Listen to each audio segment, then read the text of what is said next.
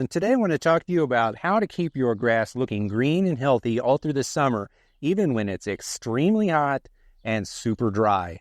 I don't water my grass every day. I don't recommend that you do it either. In the middle of the summer, especially up north, we're running cold season grasses, and those grasses don't like the heat. So here in my lawn, I got Kentucky bluegrass and perennial rye. Both of these grasses need water regularly during the summer heat. I mean, the summer heat just sucks the life out of them. So what I do on my lawn is two main things. The first thing is I water the grass at dawn. Ideally, you would be watering each zone at dawn on a different day of the week. So for me, in the month of June and July, the sun comes up at about 4:45 in the morning. So at this time of year, I set my sprinkler, zone 1, to go off at 4:30 in the morning. That way, when it's done, the sun is up and I'm still asleep in bed.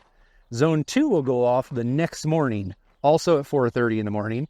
And then the next day, zone 3 will go off, also at 4:30 in the morning. That ensures that all parts of my lawn get watered one time a week at dawn, like true dawn. So the water that hits the soil is going to more easily get deeper into the soil. So even if you put water down now, versus later in the day, the water that you put down early in the morning, more of it is going to go deeper into the ground than it is later in the day. The second main thing that I do to retain moisture in the soil is to use a product called Hydretain.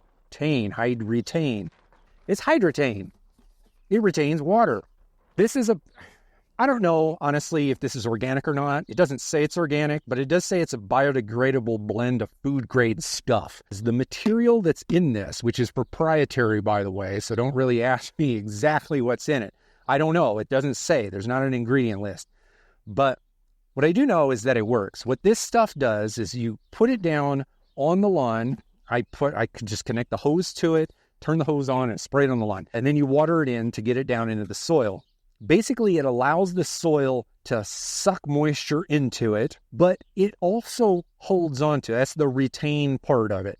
It will actually hold on to it. So in a hot, sunny summer day, the hot sun basically evaporates, just sucking moisture out of the soil.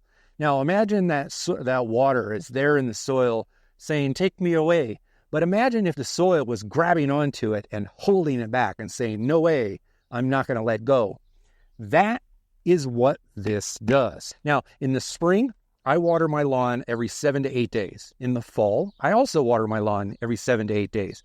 So when my lawn gets water, it's when I give it water. Giving your lawns water too often is just a waste of water, and it also helps disease take hold in the grass blades of your lawn. Like, you don't want that. I care about all of this stuff.